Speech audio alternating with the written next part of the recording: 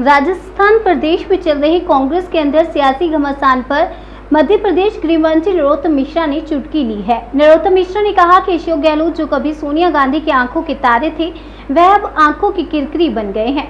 वहीं पिछले दिनों से चल रहे पीएफआई ठिकानों पर छापामार कार्रवाई को लेकर गृह मंत्री नरोत्तम मिश्रा ने पीएम नरेंद्र मोदी और केंद्रीय गृह मंत्री अमित शाह का आभार प्रकट किया। इसके साथ ही पूर्व मुख्यमंत्री दिग्विजय सिंह पर तंज कसते हुए नरोत्तम मिश्रा ने कहा कि राष्ट्रवादी संगठन आरएसएस का स्वयंसेवक होने पर मुझे गर्व है।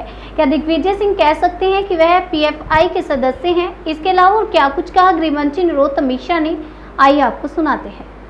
राजस्थान में जो कुछ हो रहा है, खासतौर पर गहलोत जी और पायलट जी के बीच जो चल रहा है, उसको कैसे देख रहे हैं? देखिए, ये अब स्वाभाविक रूप से राजस्थान की जो लड़ाई है, इससे कांग्रेस का जहाज बहुत जल्दी डूबने वाला है। 1.5 प्रदेशों में कुल सरकार बची थी, अब आधा रह जाएगा इसके बाद में। अब ये आने वाला नहीं है। जो गहलोत जी सोनिया जी की आंख के तारे थे कभी, वो अब आंखों की किरकिरी बन गए। ये स्थिति गहलोत जी की हो गई है। इसलिए मैं मानता हूं कि अब इनका सूरज अस्ताचल की ओर है कांग्रेस का। मैं कह रहा हूं कि मैं संघ का स्वयंसेवक हूँ। वो कह सकते हैं कि वो पीएफआई के सदस्य हैं? नहीं कह सकते, कोई भी नहीं कह सकता।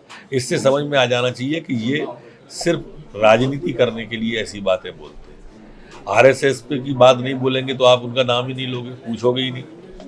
जो जाकिर नाइक को शांति दूत कहते हो, जो पार्टी टुकड़े टुकड़े गैंग का समर्थन करती हो, भारत तेरे टुकड़े होंगे के नारे पे राहुल गांधी सबसे पहले पहुंचते हो, जो तुष्टीकरण की राजनीति करते हो, उनसे क्या उम्मीद करोगे आप कि वो पीएफआई का विरोध करेंगे? कभी नहीं करेंगे ये लोग। और इसलिए राष्ट्र के खिलाफ अगर कोई गतिविधि, जिसके आईएसआई से तार जुड़े मिल गए हो, जिसकी केरल में, तमिलनाडु में, उड़ीसा में, कर्नाटक में हत्याओं के सबूत जिसके मिल गए हो, ऐसे संगठन पर प्रतिबंध लगाना स्वागत योग्य है। केंद्र सरकार का स्वागत योग्य कदम है और माननीय प्रधानमंत्री जी और गृह मंत्री जी का आभार है कि राष्ट्र विरोधियों में संलिप्तता जिसकी पाई गई, आईएसआई से जिसके कनेक्शन पाए गए, जो केरल में, उड़ीसा, कर्नाटक, तमिलनाडु में जिनके हत्याओं के सबूत मिले हैं, हत्या करने के सबूत मिले हैं, ऐसे संगठन पर प्रतिबंध लगाना निश्चित रूप से मैं स्वागत योग्य मानता हूँ।